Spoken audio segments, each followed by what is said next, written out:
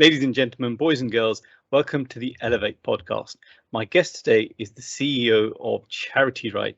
They're an amazing little charity who focus on giving food to children in school. This has a really cool effect where parents will send their children to school to ensure that they get fed, but also they get an education that way, and that gives them a kind of a mechanism to hopefully alleviate poverty from their situation.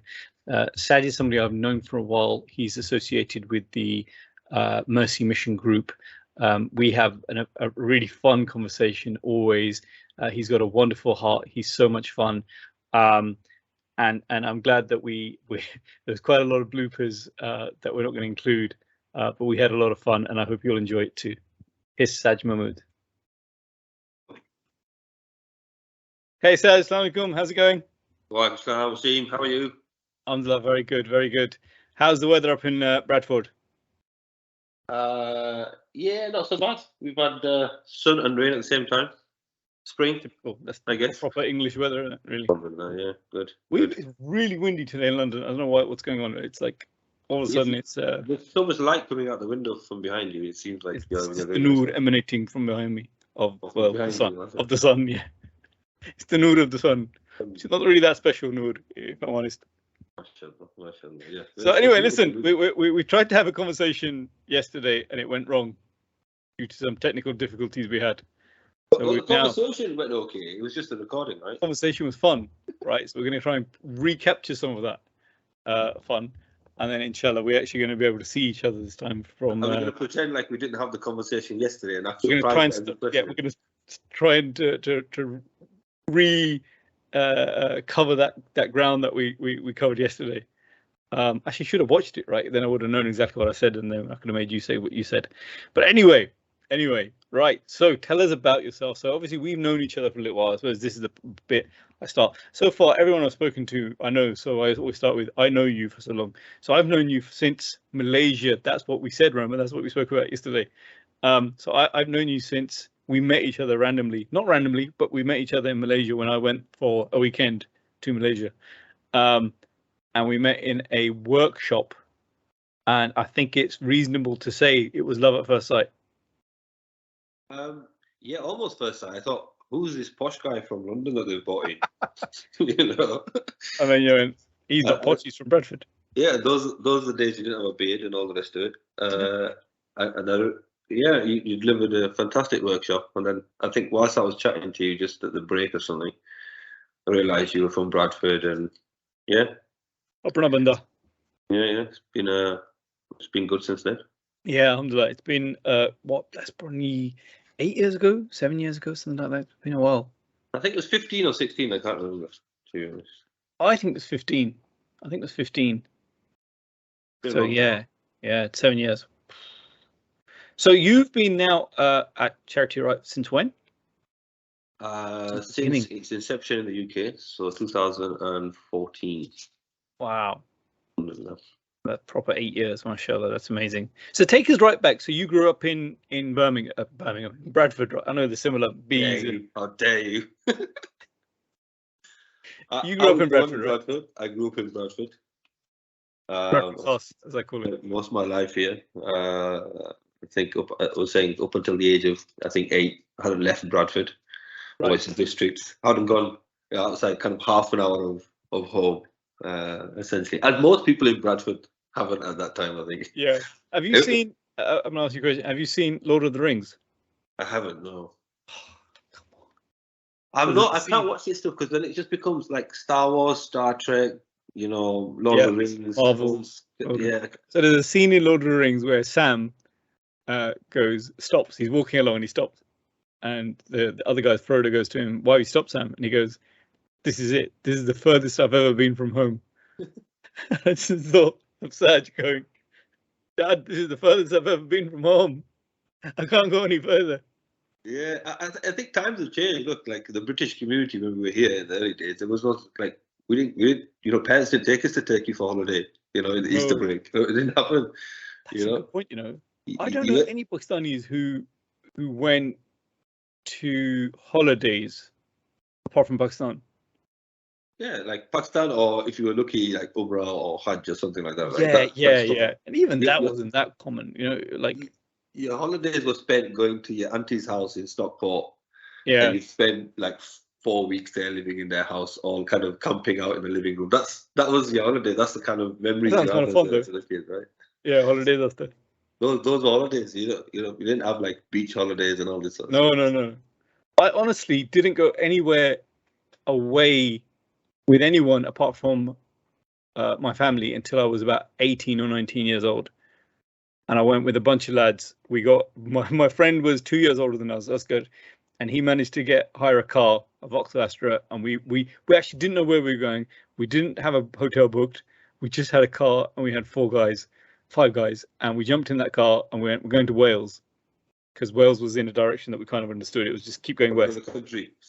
Yeah, it was another country. It was another country. Yeah, this is like I was really kind of stretching out, and we went to a place called Tembe, which is in a gorgeous place, by the way. You should go. It's in the southwest of Wales, and then we drove up to Snowdon. That's the only time I went away. Like I went with school, but school's kind of like it's a bit rubbish, isn't it? Yeah. So how many siblings did you have when you grew up? Same as the siblings I have now. Hopefully you still got the same ones. Yeah, Swap ones around. Don't kind of change. Yeah, I got two younger brothers. So I'm 39. Not sure if you're supposed to disclose that stuff on such a popular podcast. We're not supposed to disclose that stuff. The world will know now my age. My brother younger than me, he's 38, and the one younger than him is 37. Wow. So we were, and there was fun in the house. My dad in when we were growing up, he had like regular. I'm gonna tell my story. My dad was, had 3 jobs and all the rest of it. Right. So literally, we gave my mum most days we gave her help, unfortunately. Kids are like that, man. Yeah. She struggled. Like I remember, we were like 8, 7, and 6, man. Those are the days I remember. Like 3 boys. Wow. Yeah, 3 boys in the house, and living in a small sort of, we've got 1 living room, 1 little kitchen, 2 bedrooms upstairs. It was like we would like I think as 3 brothers, we slept together in the same room. Wow. We slept together in the same room till I think I was 17 or something. Wow. Yeah, like literally, we were in the same house till then, until like 17. It's like, come on, guys, we need to do something here. Can't sleep in the same room with these 2 younger kids of ours. And we were like, yeah, but they're only like 1 year. You've always slept together. It's all right. No, I need to move now. So it was weird because you had friends and they had their own sort of, like, if I went to their house, they had their own space, and I'm like, oh, you know what? You've got your own poster up. Wow, you can put your stuff in this. But you've never been alone. You've never even been alone, like in a room. Yeah, our room was literally 3 beds. You'd open the door, the door would hit the bed, and you'd have 3 beds. That was it. 3 single beds. That was a lot. But what were the benefits? I bet there was some good stuff from that. I bet you were very close to your brothers, right? Oh yeah, like we've got, you got lots of memories. I remember, like every time we kind of get together and eat or whatever it is, we go through like odd time, and there's so much to say because a lot of that stuff was like, it was in that room. I remember like the first time my dad bought us some expensive trainers, for Eid. Yeah, again, I can't remember how old. Yeah, I'm gonna keep saying 8. Yeah, because that just seems like 8 is the standard age. Yeah, I was 8 or something. Yeah, I think it was a bit older. Yeah, maybe like 12 or something. And he bought us all the same trainers, and that was like one of the things mums you do that usually did with 3 boys. Yeah, we all dressed the blooming same. So on Eid day, we all looked, identical. We have to have identical clothes as well, right? And this must be 12 or something. And she bought us some shoes, some trainers. I can't remember, Nike or something. Yeah. And it was a big thing because we'd never had like branded clothing before, right? And this was the first time we were gonna wear like some Nike shoes. We were gonna fit in. And we decided that we were gonna get the same shoe but just in different colours. So we had green, red, and blue or something. Right. And my mum put them away in like the loft space upstairs. Yeah. So we would get them out on Eid day. We'd bought them like 4 weeks beforehand or something. And just the night before Eid, we were all like, as brothers were talking about, so mine were blue or yours were green. I can't remember which one. So everybody's asleep, and we decide, we're gonna get up and go into the loft to get our shoes out so we can settle this debate about whose was the best or whatever. Which colours? Yeah. So you can imagine my dad opening the door and two of us on the ladder, one's in the loft, and this is like at midnight or something. Yeah. So it was crazy. Like this was the kind of this is the crap that you get up to when you're three lads and you just got you know something else to do. And then did you all go to the same school? Yeah, we all went to the same school. We had lots of different friends, and it's weird because we're very different, really. Right. Like as brothers, we're totally different, personality-wise. But so are you the responsible one? So you're the eldest, right? So you're the responsible one. Yeah, I think that comes from like a young, like if anybody who grew up in the 80s, if you were the eldest kid, you had a lot of responsibility. You weren't just like, all right, he's the eldest one, and mum and dad are just getting on with whatever they need to get on with. You know, crazy days. I remember like going to with my dad to, you know, the benefit office because, you know, they paid him £5 less for something, and I had to go, and I had to not just go there, but I had to argue. And, you know, my dad could see, like my dad was yelling at me saying, tell this guy, you know, he needs to fix this now. I'm not leaving this office. And I was, so what my dad is saying is, you know, we would highly appreciate if you could settle this. You know, my dad said, you're not shouting. I've omitted all the swear words. Yeah, of course, yeah. I'm just like, and my dad's like, you know, he's like, you're not shouting enough. I can see you're not putting enough pressure on this guy. Tell him, and he's egging you over, yeah. And those were the kind of like situations you were put in as a child. Like you had to read the letters, you had to pay the bills, you had to call up the electricity supplier because, you know, my dad felt they charged us too much, and, you know, whatever it might be, right? And there was always those situations. And I was always looking at my brother saying, I started doing this 4 years ago. You're only a year younger than me. Yeah. Why can't you do it now? I said, no, you know how to do this. Just get on with it. The thing now, you've got the experience. You've been doing it for 4 years, right? So you've got a job for life. Wasim, it's no different now. My parents are planning an extension on the house. My brother lives with them. And my dad goes, we need to get planning sorted. I said, go for it. I said, no, we need to get planning sorted. That means, can you find somebody to help us do the toy? He's like, but he lives with you. He's like 38 or something, you know? Is he the youngest? No, he's in the middle. He's 38. Yeah. I'm the youngest. The youngest are normally useless. We're not good at anything. No, but my youngest brother, he's good with, like, it's weird. We if anything, if my dad needs anything, we normally just split up the responsibilities. Yeah. You know, so my dad wanted some dental treatment, for example. I'd go away and I'd find the dentist and communicate with them in whatever, you know, make sure that the package was right and do the deal. Right. My brother is usually follow up. If anything goes wrong, my brother's good at writing letters. So if anything goes wrong, like write a letter. He'll bring up something and, you know, write a letter if anything goes wrong. Yeah. What do they do, your brothers? My youngest brother works for a housing association. Cool. He's been there pretty much all his working life. Right. He absolutely loves it, or so he tells me anyway. You want really, yeah.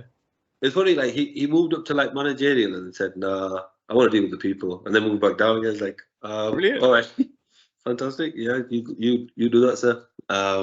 My middle brother, he's a bus driver. Right.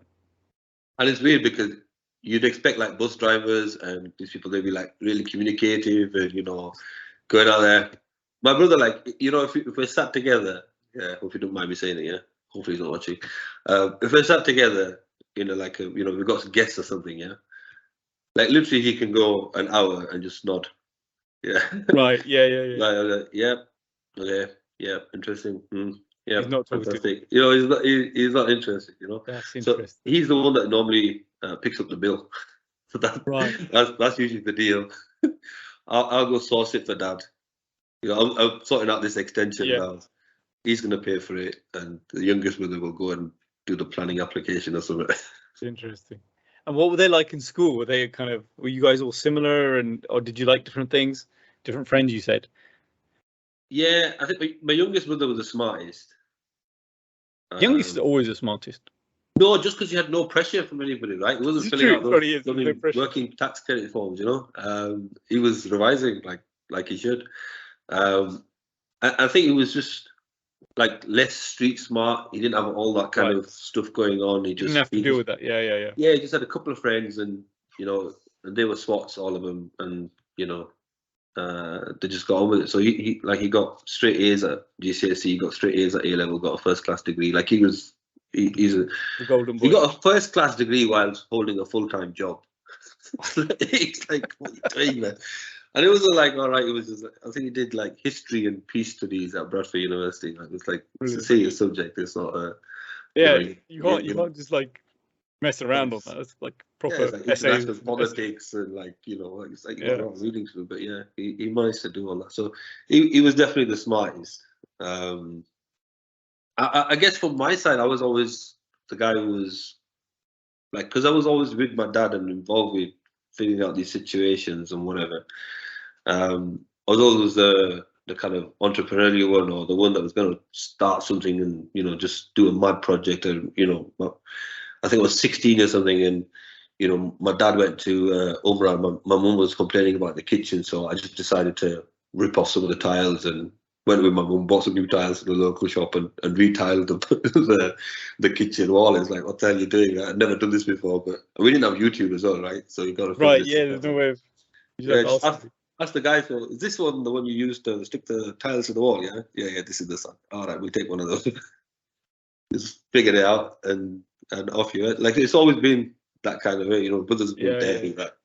Yeah, I found that in my experience, the elder brothers are very hands-on and good at getting things and fixing things. My eldest brother is exactly like that. He's like, fix anything.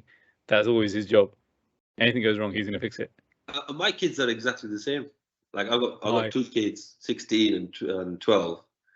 And my 16-year-old, he's got, like, if I open his bedside cabinet table thing, there's just like cables in there. There's like an odd piece of wood. There's some like clips to hold things together. It's like, what the hell is this? It's just a complete. Yeah. It's just like, oh, I might need this sometimes to, and then like he's, my granddad, his granddad, my dad is a mechanic. Right. So he's a mobile mechanic. So he's always got like tools and all these sort of things. Like, it was weird. Like, for his 14th birthday, my dad gave my oldest son, he gave him a cordless drill. It's like not the typical gift for a 14-year-old, yeah. But like, he was over the moon. Brilliant. Like, his first drill, he was so happy. Like, he's cleaned it, he's using it. He's like, he's thinking of projects to do because he's got a drill. Wow, that's good though. That's really good. I think doing things with your hands is very. It's therapeutic. You feel like you've achieved something very quickly. You do something with your hand, you fix something. I remember I had an old car. My first car was a Nissan Micra, and the fuel pump went. And I got one of the books. You remember the Haynes books that tells you how to fix things? I worked out what was wrong. I went to the Toyota Japanese car place, got a fuel pump, and actually fixed it myself. Seriously, it was the best thing I've ever done. I felt like such a man. Yeah, but those were the days when you could do that. I know those manuals pretty much by heart, some of them, because when my dad was fixing cars, he'd be in the back alley on this cobbled path at the back of our house, and he's fixing it under the light. And my job was to hold the light. So whilst my dad is doing his engineering, my job is to come after school and in the winter, like, literally hold the light, and it's freezing. And in one hand, I've got this bloody manual. So if anything my dad doesn't understand, it's like, Dad, so it says this word which I don't understand. I'm not going to tell you that because you obviously think I'm smart, but I'm just going to make stuff up and hopefully we get the car fixed. Did your dad come over on his own, or did your granddad come over? So my dad and my granddad came together. Right. That's quite unusual, actually, because most of that first generation is like men came on their own to do work, and then they brought their kids over, the family over later on. Yeah, I think my dad was 14 when he came over with my granddad. Yeah. Wow. So it was a weird time in the middle. Yeah. So those people, they I think I've said this before. They're amazing people, man. They came over from a completely different world. I mean, people who don't know and haven't been to Gra in Pakistan, now it's okay. Right now, you've got internet and all fancy stuff. when I first went, even like in my first memories of going in the early 90s, it was very, very different. It was literally going back in time. Yeah, I think it's still like going back in time, some of it, yeah. Yeah, it's to some extent. It's just, I think, like we're comparing that sort of generations, and my dad is the eldest also in his family, right? In from the brothers, and it's weird because like the stories he tells me, I see a lot of, yeah, but I'm like that as well, and I can see my kids, Right. like, he's like that as well. It's almost like it's generational kind of. Yeah, like I'm very hands-on. I can tile, I can fit a door, I can probably fix most little things in the household. Don't really call people. I can do a bit of plumbing. I can fit a kitchen sink. Like I can do those things. My kid can do exactly the same. Right. Wow. My dad tells me when he was like 12 or something, he used to sell, like back in Pakistan, he used to sell melons near the dam, and that's how he made a living from the age of 12. He was working. My dad's 63 now. He's still a mobile mechanic. Wow. It means that he drives to your house, he gets underneath your car at your driveway, not at a garage where he can, Yeah. And he's got no kind of, idea about, I'm going to retire at some point, or there's only this. Is just like, I think I want to be like that. I don't want to retire. Retirement just feels like it's I don't think we're going to get to retire, right? The way the government treats everybody, they're just going to want us to work us into the grave anyway. But I think we'll be dead. We'll see. We'll be dead. Yeah. The kind of stuff that's going through our bodies at the moment, and with Corona and everything else, it's just plastics and Coronas and all sorts. I'm sure we're going to make it that far. Yeah.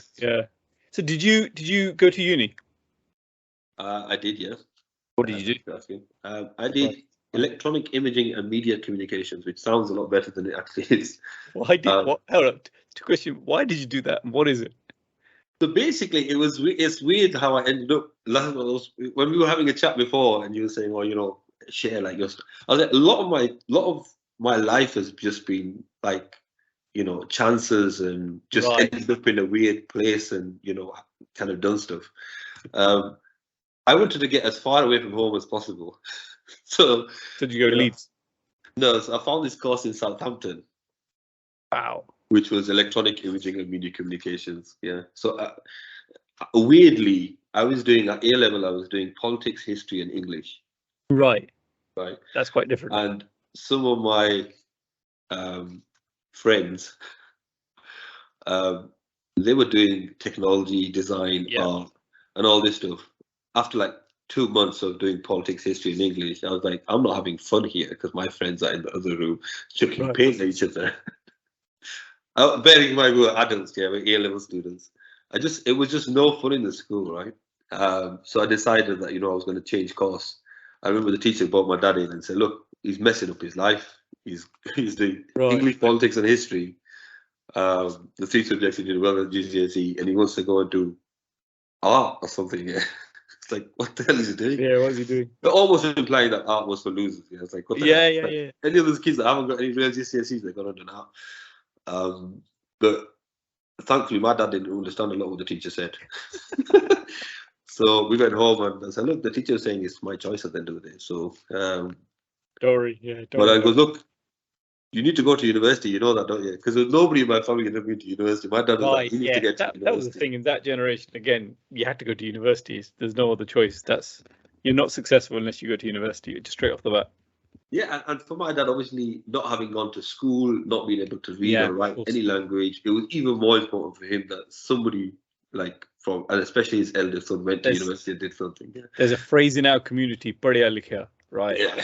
"Padhya likha" means well read and well written. I suppose that's a reasonable. My dad just wanted me to work in an office. Like all his jobs were physical, hard, labor work. Like he was the guy that you call for when your main 7 or your geyser broke down. Like he was a guy that would fix your gas fire or your car, or everything was like quite labor intensive. And he didn't want that for me. He wanted I want him to wear a shirt and a tie and a suit if he can, and go and sit in an office and have an office job. That's what I want for my kids. And he put that together with going to university. If you went to university, that's the job. Yeah, which was reasonable, kind of 30 years ago, right? That was. But obviously, studying art it was a bit difficult. Like, Yeah. thank God my dad never came into any of the classrooms to see what the hell I was doing. Yeah, it's actually weird to see. Like, my dad had signs that things weren't going to end up like they were supposed to, because there was this art project and I was studying this artist because I can't draw to save my life. Yeah. Right. So I don't know what I was doing in art. So I picked this artist that was really, really abstract. Right. So you use like Everything household yeah. stuff and made stuff out of it. So you get a chair and then add things, a plant to it, and and it do crazy stuff. Yeah. So for my final year project, I thought, I'm gonna go crazy. Yeah, I'm gonna use this. So I got my dad to get like an old door from one of the scrapyards that he knew. Yeah, I bought that into school, a car door. Yeah, and I built my whole project around this car door and hung it from the ceiling of the art department. That was my art project. Yeah, and like my teacher, bless her, she says to my dad, he's really talented, and we want to show you his project. And I was like, no. Don't show him the project. Don't show him, like, I painted like murals on a car door and hung it from the ceiling. It's like, what the hell is this?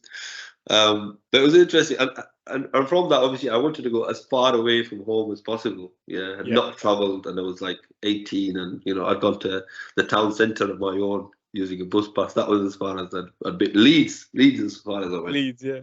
Yeah, we go to Leeds with our like JD drawstring bride. We'd go to Leeds after school or something. So this course was in Southampton. My dad gave me an ultimatum. Yeah. And he said, you need to go to university where you can come home at night. Yep. Or you can go and work. Right. I was like, okay. And the same course was available in Bradford. So I ended up in Bradford. The course was good. It was, it was ahead of its time at that time. It was like at this time, if you were learning about robotics and AI and all that sort of stuff, it was similar. Then you were learning about we got great experience. We worked in like a TV studio. We did kind of short documentaries. We filmed that sort of stuff. We studied film, art, just general media. There's like bulk of it was marketing in the news sphere those days. And it's all like Photoshop and all these new sort of programs that were coming out. But yeah, it was good fun. Were you always kind of on the dean, or were you kind of not? I mean, you don't have to go into too much detail. You don't want to go into too much detail. Yeah. Not always, bro. Like, no, I don't want to share like details. But I wasn't. I'm not asking you. I remember my dad has prayed since I've like known. Yeah. Right. Whatever happens, my dad prays. Mashallah. Allah bless him. Like, I remember, he was a lorry driver at some point. Again, probably when I was about 8. Right. And he'd get home at like 3 o'clock in the morning. Yeah. But I remember like at the odd time I'd get up if I was going to the toilet or something. I just remember him praying in the hallway. Wow. Yeah. Not praying in the room because he would wake my mum up, not praying anywhere else, and the house was heated upstairs. So he'd just be praying in the hallway at 3 o'clock in the morning. Like, just go to sleep, man. It's 3 o'clock. It'll be all right. But he wouldn't leave like the prayer. And I'm like, things like that, I think, influence you, right? Things like that will somewhere down the road affect you in some way, right? Yeah.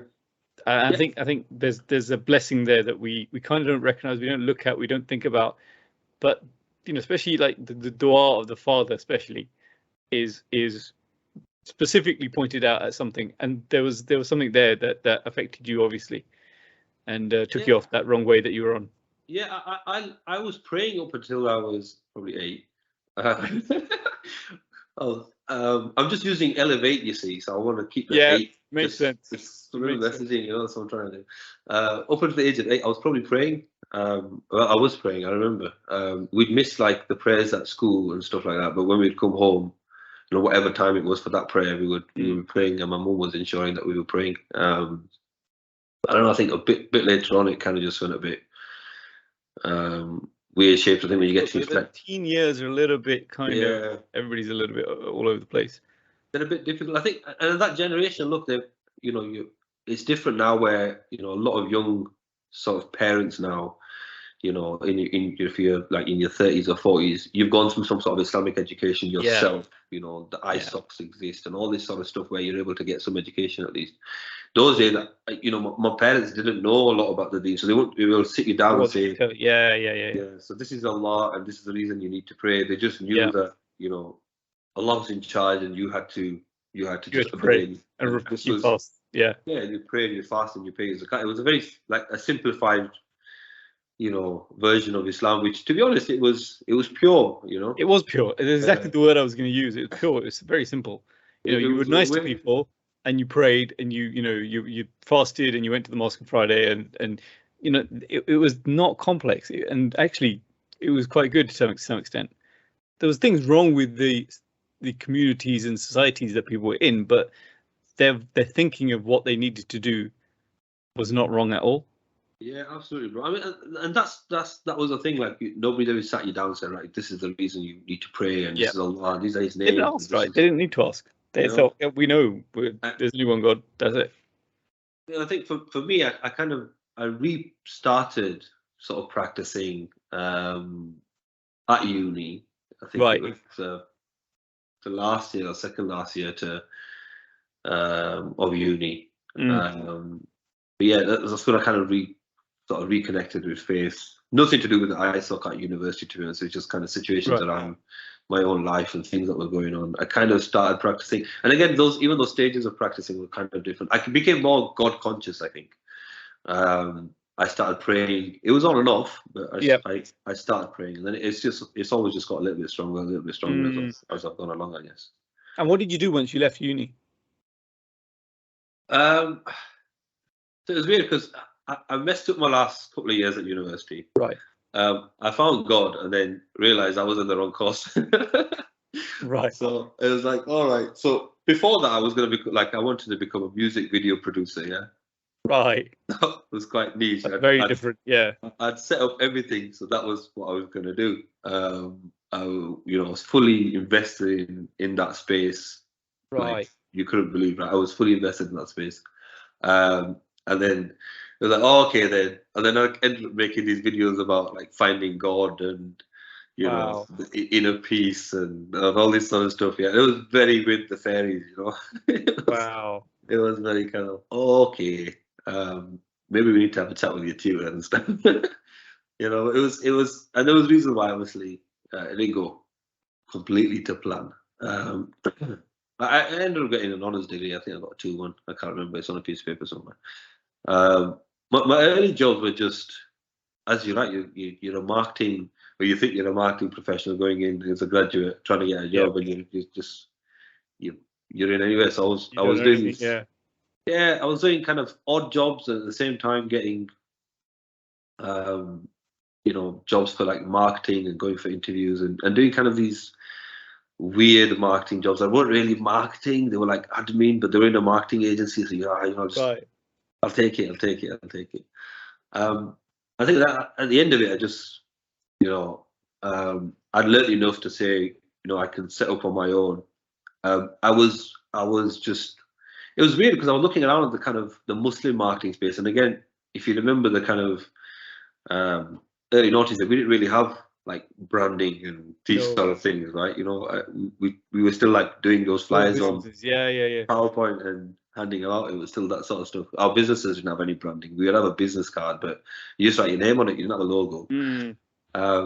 So it was weird. And I looked at that space and thought, especially the Muslims that were in that space, that had like Muslim organizations. And there was a few emerging at that time. Just didn't have any branding. Didn't really have any substance. And that was where I wanted to add some value. So I think it was 2006 or 7. I left my job at the time and set up a magazine. It was a faith-based or faith-inspired magazine, but something that anybody could pick up and read. So did that for a couple of years. Did you sell any? No, it was a free magazine. Right. That was handed out. We made it was sort of an ad-based magazine. Yeah. But the articles were like, sort of They were not kind of like, oh, this is Islam and this is what you need to do and this is what you happen, right?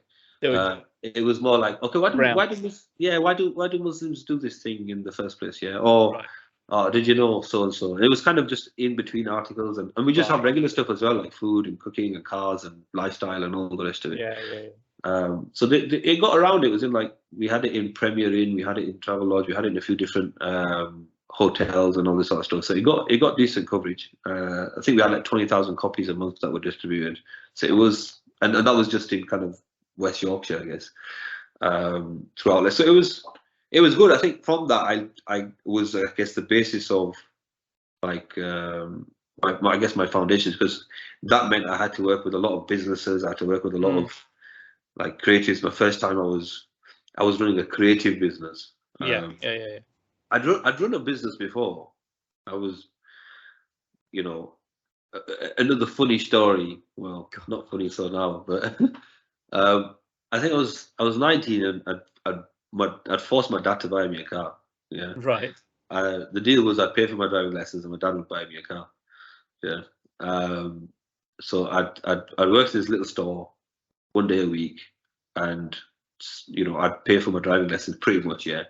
They'd pay me £20 a day, and the driving lesson was £17. Yeah. And I was at £3 left every week. And he finally bought me a car, but then I was 19. I wanted to make my car like a bit stylish. Yeah, it was a Peugeot 306 in those days. So I was looking around and thinking, well, all these things I want to stylize my car with. I wanted these fancy mirrors, that have the indicator on it, like BMW style. And I wanted the stereo light and I wanted this shift lever knob to light up and glow in the dark. I don't know, whatever else it was, right? And your lights on the outside and lights on the inside, all this stuff. As you do, boy racer age, right? Yeah. So everything I found was like, I'd have to get a job to kind of buy. Pay for it. And then the internet had we were still on dial-up, but I think just got into kind of, I think it was the first year we had like broadband. Blue Yonder were providing our broadband those days. So I found this site and they were selling, it was from China, and they had these things, everything I wanted, but it was like really cheap. It was like $2 and $5 and $10. Oh, this is brilliant. So I went to my mum and said, you need to ask Dad to lend me some money. I want to buy this stuff. I want to set up a business. Obviously, no intention of setting up a business. I just wanted the stuff for my car. So I got, I think, about 500 quid out of him. Ordered this stuff, and everything was obviously, I pretended to be like this, wholesale, sort of supplier in the UK, and all the rest of it. Yeah. And it was okay to have a Blue Yonder email address those days. It wasn't like you had to. Yeah, everybody did. Yeah. So I was like, we're looking to supply this across the UK and all this sort of stuff. Yeah. So I ended up with like this, 14 car mirrors and 15 of this and 45 of this, because everything was in like, I couldn't say send me one of each. Yeah. It was like, okay, send me a box, a box of this and a box of that. Yeah. So, a month later, the stuff arrives to my house. And I'm looking at it. I've taken all the good stuff, put it in my car. I'm really happy. My mum's looking at me. You said you were going to start a business. What the hell's going on here? You put this stuff in your car. The rest of it start in the attic. Oh no! What am I going to do with this? And I wasn't a very confident sort of natural salesperson. I was, I was 19. So I was speaking to a friend, and he goes, "Oh, this thing called eBay. Right. Yes. People are buying them online." I says, "You're mad." Online, want me to post it? What if it gets damaged? And I was going through all this stuff in my head, and he goes, "No, just try it." All that stuff went, yeah, and I made a nice profit, which I could give back to my dad. And then I said to him, I think, actually, and then my mind was actually working. Hold up, actually, I could actually do something here. So forced my mum to ask my dad for like £2,000, and I was 19. This is like 2000, I think. Right. Yeah. It was a lot of money now. It was a lot of money then for my dad, especially. Yeah. And at that time, we were saving up to go to Pakistan. My mum hadn't been for like 8 years. So this was like, wow. And this is £2,000 coming out of this pot. I'm going to take this £2,000. I bought loads more stuff, pretended like more suppliers wanted to see the stuff, because they were like, look, we only supply like containers or half containers. Like, what boxes you want, yeah? You want 14, yeah. I was like, yes, but more suppliers want to see the quality, and we hope that we can place a larger order in the coming weeks or whatever. I got this stuff back, and then I just I kept repeating it, and obviously hardly anybody knew about eBay. A lot of the sellers anyway, not a lot of people were selling on there, and it was quite good. We were selling loads. But I ran that business till I was 21. We ended up getting a unit. We had like a container every month that was coming in from China, and loads of other stuff that was happening. And then I thought I was like entrepreneur, you see, Wasim. So I thought, yes, sir, this is easy for me. I'm a natural gifted entrepreneur. So my brother just left uni in those days, and it was like my dad was like, "Oh, my middle son won't go to university." He was in that mode. Right. So I said, "Oh, here, brother, you take this business and you go and bring it. It'll be fine. I can set something else up on my own." You know, and then went on to do like a series of failed businesses, essentially. Oh no! Okay. Learning that being an entrepreneur wasn't that easy. It's not easy as it sounds. So, did your brother then run that for a while? Yeah, he ran it right to the ground. Yeah, he ran that into the ground. It was weird. Like you've got to have a little bit of a passion for it, and I think it's different when you've made something to when you've inherited it. You know. Yeah, of course. Inheriting a business that was at that time, you know, it was turning over a couple $100,000 a year, and you know, it was making good profit.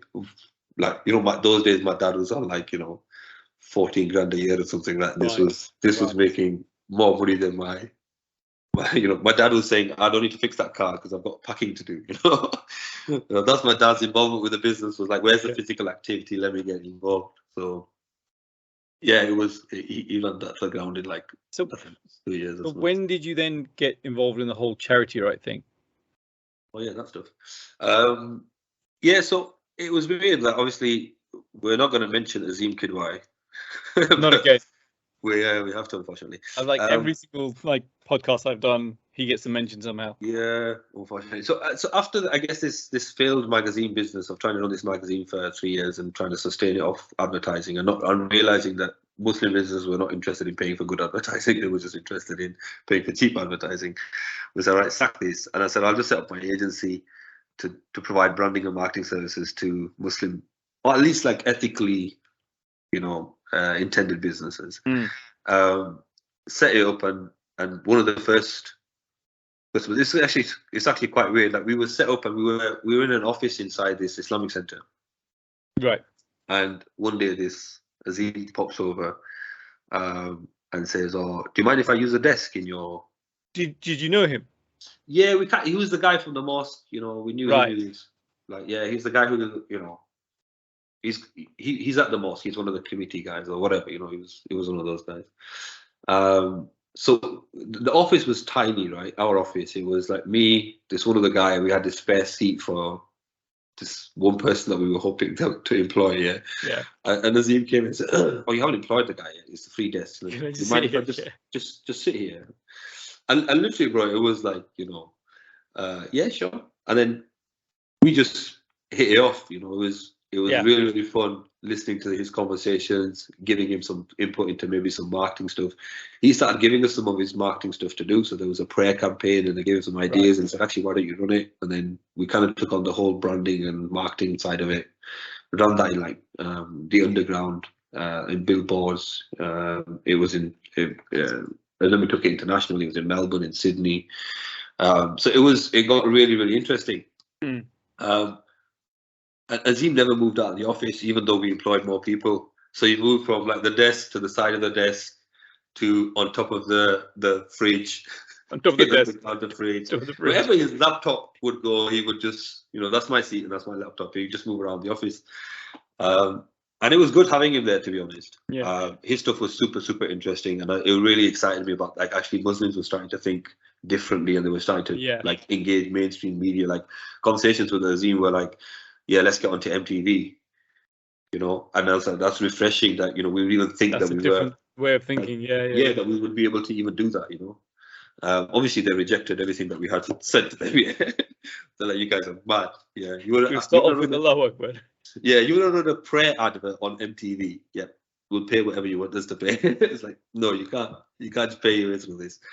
But it got really interesting. It was weird that on one of these, I call them adventures because genuinely, they were like I loved everything that I did in those days with kind of anything Mercy Mission. It was genuinely sort of it was motivational for me as somebody looking from the outside, thinking, well, Muslims are actually trying to change the space here, or some people are at least. And then actually pulling some of that stuff off. Like we painted this bus pink. We had a bus. We had it donated. We painted it pink. Yeah, still got some photographs of this. We drove it to central London from Bradford. It was like it was a D-Reg thing. It broke down like several times on the way there. Yeah, the driver was a driver stroke mechanic who fixed it on the way, finally got to London. And then we teamed up with like some of the IAERA team and we handed out loads of stuff. I remember just like outside Liverpool Street with this ridiculous bright pink bus, yeah. This is my addiction with, I guess, the color pink. And then there we were, like, just handing out these bags with, like, you know, simplified versions of selected surahs and some gifts and all this sort of stuff. And people were just taking them, and it was just like, actually, look, we're kind of doing this whole thing, dawah thing, you know, that we should do. But it's just it's a nice way of doing it, rather than setting up a stall and saying, let me argue about whose God's right, you know, like. We weren't doing that anymore. We were actually just presenting. What were some of your best moments? I mean, you've been doing it for what, 8 years now. So what's the standout couple of moments that you went, oh wow, this is either emotionally just breathtaking or just fun? I guess emotionally was my first real, you know, even by that time I'd traveled, 2014, and I'd been to a couple of countries. We've done it, you know, been on holiday and all this stuff. Yeah. But never went to kind of, you know, like areas of remote poverty and, you know, real sort of, you know, like my kind of only memories of witnessing poverty were like in Pakistan. You know, there was an auntie, she wanted to get a daughter married and she didn't have enough money, and, you know, or her kind of roof needed repairing, and, you know, it was those sort of levels of poverty that I'd seen. And then I guess this trip to Sudan, my first one in 2013 November, it was just, I think that was like, I'd never forget that conversation, that scene, that person, the children, the environment, and all that. You know, it was crazy, bro. You've gone from, like, you know, and genuinely, I would say my issue at that point was, like, you know, I was looking at my phone signal thing. It's gone from, you know, 3G to 2G to 1G to H to, you know, ... where it's supposed to have something on there. And it had done all that. And that was my biggest worry whilst driving to this remote area of Sudan. And, you know, when you get there, it was very sort of scenic, you know, like, you've got this, like, maybe like even when you've maybe seen some movies or you've seen like pictures, it's very picturesque. You know, you got this humongous tree, and beneath this tree, these kids are sat in the shade and they're memorizing Quran, and there's this fantastic humming sound that's coming from there, and, you know, and it was getting close to like Maghrib, and the sun was like, it was very picturesque. And, you know, and I'm sure I've shared this story with you many a times, but, you know, I remember just walking over with a friend of mine, Wakar, who's from Canada, who introduced me to the whole, well, he was with me on this journey, and, you know, he was managing sort of Charity Right in Malaysia. Yeah. Charity Right didn't exist in the UK at that time. So I was with him more than anything else. And I remember, like, asking these questions, you know, just why are the kids like, why have they dressed like this? Why do their clothes not fit? Like, you know, you got a thobe on, and the thobe starts kind of here. It's like, why isn't it? Why? And, you know, I can see it's like it's come up to his knees now almost. Yeah, it's this really tight thobe that he's probably had for, like, you know, 5 years or something. And, you know, dust on their arms and their feet, and just very kind of drained, you know, sort of energy wise. And this sheikh that I was speaking to, I was like, you know, in my head, I've got all these things going on, like maybe he's abusing them, or maybe they're forced to do something, or what the hell's going on, right? And obviously, coming from the West, you've got all these sort of things building up, that you've read about these things, that maybe this is what's going on. And I just started asking about food. We've been told there's no food in this area, and he just kept replying with Alhamdulillah, Alhamdulillah. It's like, yeah, man, but give me an answer. Yeah, that's not an answer. That's nice. That's the thing that you say at the end of the sentence. That's not the sentence. That's not the sentence. Tell me more. Tell me more. And I remember, bro, he just took this really deep breath. He looked down, he looked back, and I can still picture, he looked back up and, he just said, there's never more than 2 days that kids don't eat. Yeah. That's why, alhamdulillah, we're okay. I genuinely, for the first time in my life in public, I didn't know what to say to the guy. And I just stood there looking at him. And I had I still in mind, I remember thinking at the time, even like this bowling ball appearing in my throat, when you can't be like, oh, and then I went to the car. I had a really good cry, to be honest. Yeah, a real good cry. Like I still have 2 kids at that time. Yeah. And I was like, oh, that can't be right.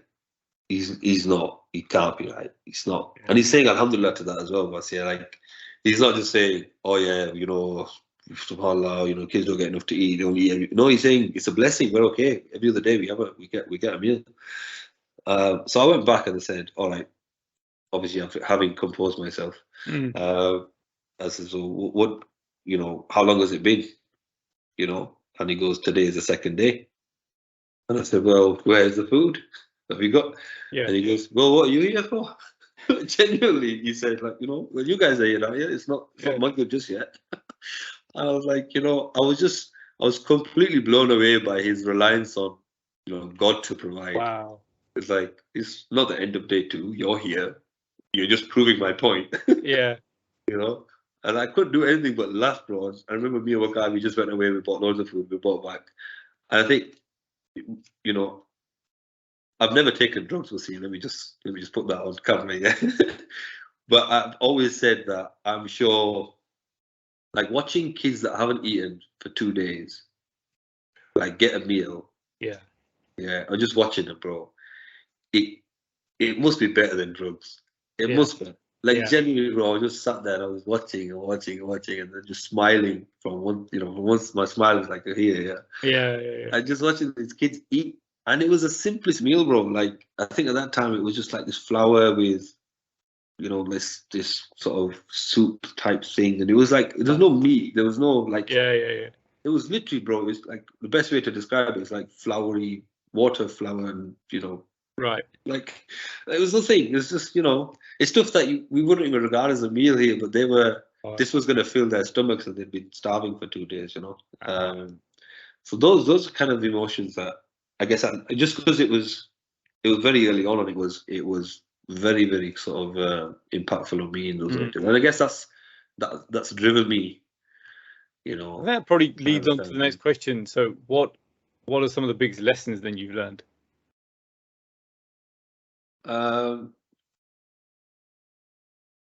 Things are not as they seem from the outside. I think with the charity sector, I always say I'm the biggest critic of the charity sector, and I'm the biggest supporter of the charity sector at the same time.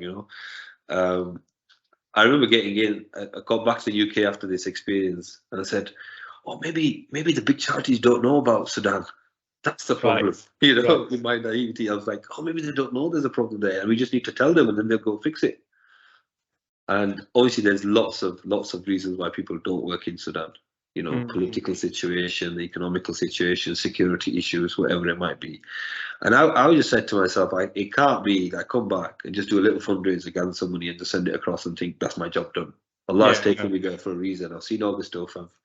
I've spoken to people, and after that, I've had the best time of my life. I can't just come back and say, let's just get on with it. It'll be all right. Somebody else will take care of it. And after, I think I approached a couple of charities to try and get them to look at it or at least think about it. And then this thing about charity right was already looming, and then as we said, but I think, looking at the charity sector, people always think, there's always these discussions about why don't they do this and why don't they do that and da. But, it's just like any business, you go into any sector and ask them to open up their books and, show you what they're doing and how they're running their operation. You'll be able to drill some holes. Actually, why do you do that like this and why do you do that like that? And obviously you've got some experience of doing this, right? If you go into an organization, you say, it's so easy for me to see that. Yeah, you can see mistakes. It's something that somebody else has already done. Funny enough, I was looking at a document today, and the guy who had asked to do something, I asked him to put some questions down, right? And there were 3 types of questions. and he'd called one of them general questions. And when I looked at the 3 questions, they're all about one thing. I thought, that's not general, that's specific to one area. But when he was writing that, he couldn't think that because he was writing at the time. When I looked at it as a second pair of eyes, I saw those things straight away, and I went, oh, take that, change the name there, put this over here, add this, add this, add this, take this away. Because I'm looking at it as a second pair of eyes. It's easy to do that. You can't do that when you're doing it. When you're running it, it's not the same thing at all. Yeah, I didn't realize that experience as well. Like, I remember early days people saying, well, why are you just focusing on food? Why don't you do this? Why do you do that? Why don't you do this? And why do you do that? And it was like, well, I kind of get one thing right at the moment. Yeah. Can I just give me some time? And the intention at that stage was like, after food, to do shelter, to do lots of other things, and just have a fully blown regular charity, I guess. Yeah. But I guess Allah had other plans. Like once we started the food and we just started deep diving, it was like, okay, hold on, this is like, just to get this right would take us a lifetime. Just to get food right. And it's the most important thing. If you don't eat, you die, right? And that's just not acceptable to allow children to die because they don't have food. That's just... Yeah, and the thing for me was, it was what was crippling, bro. It wasn't just the necessarily people that didn't have food. They had this, even the ones that had food had this fear of not having food. Yeah. So like, I've got food today, and you've provided it. What about tomorrow? Yeah. What happens to this? Is why I'm the biggest critic of the Ramadan food pack. Right. It's like, yeah, we've distributed millions of food packs in Ramadan, but all those families that you've helped that didn't have food, they're going to be hungry on Eid day. On Eid, yeah. Like, can you just imagine? Like, I'm spending my entire Ramadan just counting down to the day I'm not going to have food. People are counting down to Eid. We're counting down to like food's running out, food's running out, food's running out, food's running out, food's running out, and it's almost giving these people a false sense of hope. Yeah. Like, yeah, of course, bro. Like, they have their place, and people that don't have food and they're on the line, if you can save a life by providing some food, then Bismillah, you should go and do it, right? And we should all be involved with that. I just think that, as Muslims, the Muslim charity sector now is not, it's not in its, first couple of years. Yeah, it's mature now. It's, Islamic Relief has been here, a couple of years after I was born, Yeah. It's like been a long time. Early 80s, right? So yeah. Yeah. So like, you've been doing this charity stuff for 8 years. Have you felt an impact from the work that you do in your personal life? Yeah, 100%, bro. 100%. I think, the 2 examples I can give, and generally, if you have the right intention, if you're working in the charity sector, I think Allah will support you in this. That, the early days of charity, right? Like, I remember I was super busy. Yeah? I was traveling here, I was traveling there. I was going to Sudan 3 times a year. We'd launch Pakistan, we'd launch Bangladesh. I was visiting Pakistan twice a year. I was visiting Bangladesh. I was traveling so much, yeah. And it was really difficult. My wife, she wasn't driving. She is now. Right. She wasn't driving. My dad was involved with picking up the kids and dropping them off and all this sort of stuff.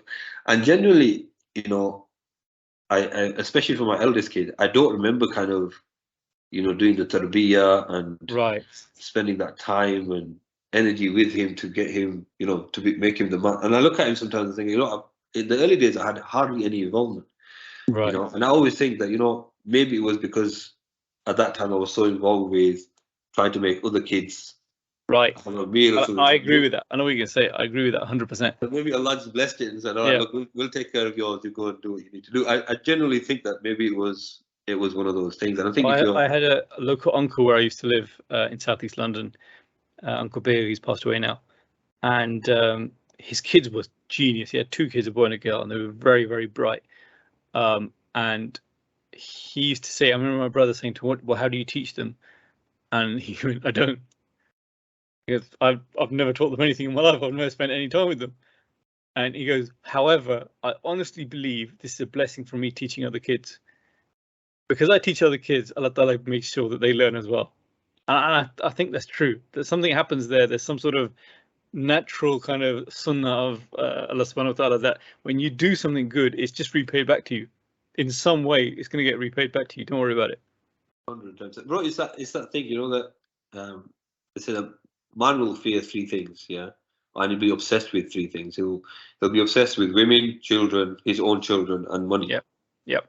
And it was a blessing I found was in those 3 things, like my relationship at home with my spouse, with my family members was on point. I had no complaints on anything. My wife was super supportive with everything that I was doing. She was looking after the kids, and she was like walking them to school and asking other people to pick them up, and she couldn't do it and all that sort of stuff. With money, it was ridiculous because just before starting Charity Right, I'd moved out of my parents' house and bought my own house. Right. And I literally had zero money for a deposit. I'd borrowed money to put down a deposit so I could buy this house. And it's weird because I used to have zero savings at the end of the month, Right. Genuinely, yeah. I was like, okay, doing the maths, yeah, that's not going to work, is it? And it was the first time I was taking care of everything, yeah. It was the early days, so you always kind of struggle with that stuff, yeah. Like, okay, I've got to pay people back, and I've got to pay this, and I've got to pay that, and I've got to pay this, and trying to keep it all away from your wife as well to make sure that you're run the house. She's not worrying, yeah. It's all under control. It's in the other bank that you don't know about, It's that sort of stuff. And genuinely, bro, like after that, when I started Charity Right, it was weird because, income-wise, nothing had changed. Yeah. But I was able to look after the house. I was able to, put my kids through private school. Right. It's like, where's this money coming from, man? It's like, it was just like, I don't know. Like, there's some barakah in the money. Yeah. That, just everything was okay. Like, there was no unexpected bill at the end of the month, and there was no unexpected this, and there was, we just had an easy life, and it was plain and simple, but there was so much barakah in it that all these things started coming into play. And the third thing was obviously the kids. It was like I wasn't putting a lot of time in, but Allah was showing me, I suppose they were better then than they are now. Because, yeah. They were kind of looked after by a lot more than they were by I had no input, I guess. So it was weird. And now when I always look back at that, and I think there was so much barakah in time, in money, in kind of our family space that it was definitely a sign from Allah to say, look, I'm taking care of it. Just keep going. You do what you're doing, yeah. And that was the driver as well. Like, actually, this is a formula that's working. Why the hell am I going to change it? There's a funny story that is in Sheikh Hamza Yusuf's Asira. And it's a story that's obviously in the Sira. It's not funny. I was listening to that the other day and it made me laugh. There's a story where the Amal Fil happens, where the elephants, Abraha comes and attacks Kaaba with the elephants, and apparently Abraha he stole 200 camels from the Prophet's grandfather, and the Prophet's grandfather goes to this guy Abraha and says, and apparently he's a very striking guy. He's tall, he's good looking, he's regal. There's something about him. And Abraha sees him and goes, "Oh wow, who's this guy?" So comes in off his throne, comes and sits with him and says, "Who are you?" And he said, "Oh, I'm so and so from Quraysh, and I've come to see you about something. I've come to talk to you about something." And Abraha's like, "Okay, wow, maybe this is the guy in charge. Maybe this is going to get sorted." So Abdul Muttalib says, "Listen, you've stolen 200 of my camels. I've come from the back." Abraha goes, "When you came in, I was really impressed. But then you came in and asked me about your camels when I'm going to attack your most sacred thing." And the Muslim goes, No. The house is Allah's. He'll protect that. I'm not worried about that. The camels are mine. I'm here for my camels. But they're my responsibility. The house is his responsibility. He'll deal with that. Don't worry about that, mate. It's not my responsibility. And I love that story. That sometimes you have to look at what's your responsibility and concentrate on that and realize the rest of the story is God's. He's going to look after that. You don't need to worry about it. It's in his hands. He's going to protect his own house.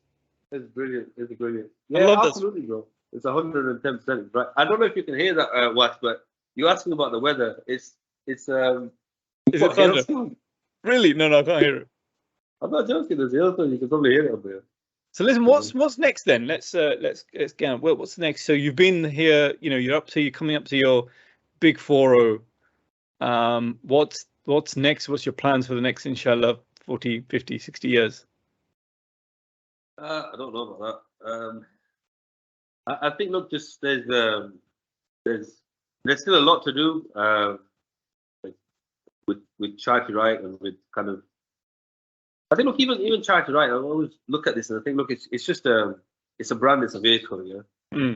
But kind of the vision that people buy into, it shouldn't be solely just related to Charity Right. It's a vision that we have for the Muslim community, right? That wherever we are in the world, we should be educated, we should be, involved, we should be people that are change makers, we are people that, are providing solutions to the world's problems, not necessarily the people that the solutions are being provided for. All these things are important. And now, whatever vehicle that we can take to actually solve some of those issues, we'll take them. If that's Charity Right, if that's another organization, then so be it. It doesn't make I guess the brand doesn't make a difference. And I think the fear for me is that brands do start kind of making a difference. Like when it becomes that this is the brand and the brand is kind of always above all, and it's become yeah. This is dangerous. It's the wrong way to think. Yeah, especially for any other organization, 110%. You run a PC business, go ahead, go do it. Go ahead, do that. Yeah, that's exactly what you need to do. For especially for the Muslim charity sector, because it's we can't say we do this for Allah and His Messenger and then have like a narrative that runs completely the opposite. Yeah, I'm so orphan appeal or Muslim giving or whatever it's called. There's about 7 words that Muslim charities use, right?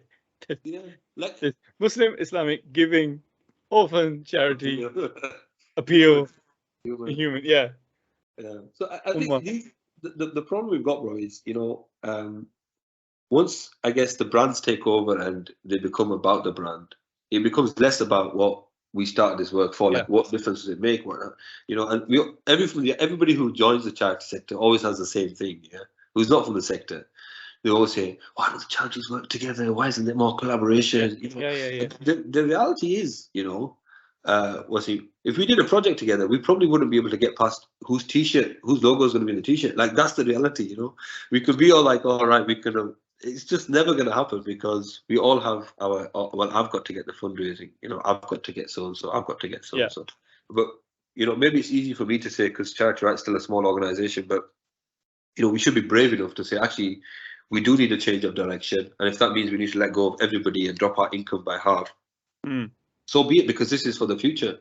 It doesn't make a difference. Some sacrifices will have to be made. Only the best should survive, all the rest of it.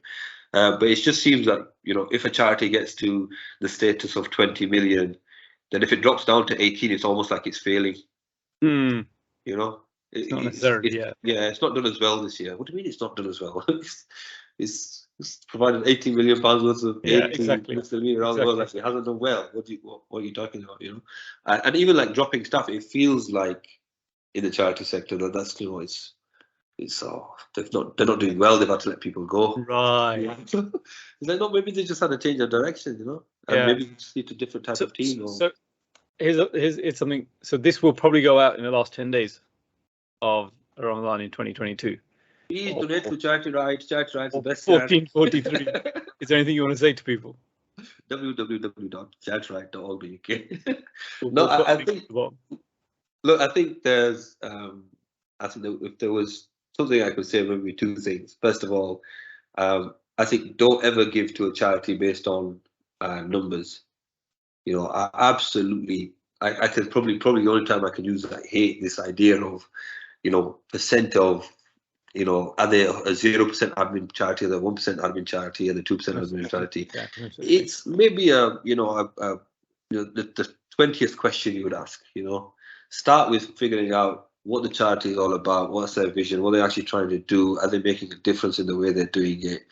Figure out all that stuff before we get to, well, last year they brought in 15 million and they've only spent 14.7 million. That means they've taken so and so from this bill, and who cares realistically? At the end of the day, God bless our donors, mashallah. Yeah, some of them, they give blindly and they don't really care where the money goes, and it's just off, which is also not correct. Yeah, don't just give. Yeah, you need to understand governance, and you need to make sure that the governance of who you're giving to is correct.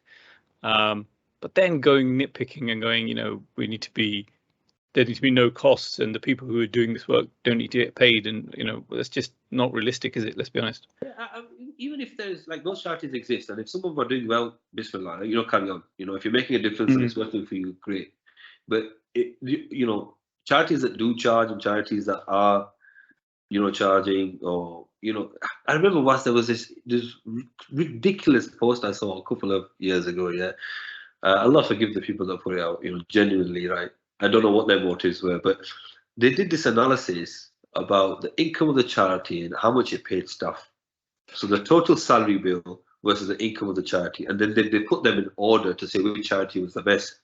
So it's like, okay, so if I had £50 million income and I employed one staff, I'd be at the top of the list. Yeah, it doesn't make any sense. Which would be a disaster for the charity. Would it? But everybody's trying to work out who's the best charity based on some formula of like 3 or 4 numbers, and it just doesn't work. Like, take the time, figure out who the charity is, and then back those charities for as long as you can. I think sometimes we see our I know you've had obviously Iqbal on here who's maybe talked about zakat a lot more in depth. We just see the zakat as like, so I'm giving this to the charity and they need to tell me where this thing is at. It's like, no. Realistically, I'm saying this as openly as I possibly, as politely as I can. Genuinely, your job is to give. Yeah. And then just relax, man. Read the annual report and take it easy. And actually, we have far more governance than they would have had back in the day. Right? Could you imagine that people like Abu Bakr and Umar go up to Hazrat Umar and go, listen, mate, where's the money going? I gave half my wealth away. Yeah. To you, Professor Salam. Can you just break that down? Like how? Break it down. Yeah. Right. Last couple of questions then. Favorite book? What was the one book that you would tell everybody to read? Northerners don't read. Haynes' Guide to Corolla. Northerners don't read, so it's weird. I actually don't know the name of the book. It's the thematic sort of Quran, basically. Yeah. So I started looking at this. To be honest, last Ramadan I started looking at this. I said I'm going to make a commitment. I'm going to read a really good translation of the Quran in Ramadan. Right. Yeah, as well as reading the Quran, we'll read a really good translation. And I'll have to be honest. Like I just couldn't connect. Yeah, I was reading it and I was like, I've read this before. It's the same stuff. Why? It was like 3 pages ago. It was exactly the same. I'm reading it again and again and again. And I understand, obviously, in the Quran with this poetic language and its context, it's different, right? But like in the English language, can you imagine like reading Surah Rahman in the English language? It's like probably it's like, again. You said it 40 times. I understand. It's just like you just like mix that line, miss that. You're literally missing the lines because you're reading it for a different reason. Right? It's not doesn't have that kind of essence to it. So I kind of read half and then just gave up. And I said, look, I need to find out a better way. And then a couple of things happened, and then I got, I think it was Iqbal, to be honest. I was having a discussion with him about like, how do I, like, we need to figure a way to like make the Quran a little bit easier to understand. Like, we're telling people to read the translation, but I went away and read, or I was in the bookshop for ages trying to figure out which translation to read. And it was like, and I found the best one. I thought, oh yeah, this is it. It speaks to me, and then still failed. And I'm genuinely like trying to do it. Yeah. Can you imagine somebody who's just like, all right, I want to make the effort to read it, and then just like, okay, they're gonna struggle, right? How can we? And it's just in themes, right? So I had this book. I should be able to get the name for you, to be honest. You can put it in the link or bio or something. But it just breaks down like the key messages of the Quran. So what does the Quran say about God? What does the Quran say about prophets? What does the Quran say about man's duty to his community? What does the Quran say about key themes of the Quran? I think I've seen that book somewhere. Let's look at your bookshelf. Is there a bookshelf there? There is. We'll see where you just. I'm looking at mine as well. Yeah. Shall I bring one down just so you can show you that there's a book? There's on my other big bookshelf. It's written by an American Maulana. He was originally Pakistani. It's just called thematic. I think major themes of the Quran. I think something like that. It's very simple. I'm sure I've seen that book. I've got it somewhere. You just need the name of the Maulana. It's a very concise book, but it's brilliant because it groups up a lot of the surahs that are talking about the same thing. Just gives you references to it says them. what it is. Yeah, and then just talks about generally what is Allah asking you to do. That's so good. Okay, I like that. Mentioning, yeah, and it goes through like I think there's 7 major themes that he goes through, like heaven and hell, punishment, like reward, stuff about prophets, stuff about God Himself, stuff about like and specifically about like believers and what inherently what they should be like internally and what they should sort of project into the community. Like there's 2 very distinct sections of that, and it's really that's when it gets interesting. Well, actually, what I want to know from the translation of the Quran is what do I need to do? What do I need to do? Me as Sajad and you as Wasim, like what's our responsibility? And that comes across really nicely. And then if you've got time, obviously it's good to kind of look at the references that they've made. Yeah. And then any favorite films? Favorite films?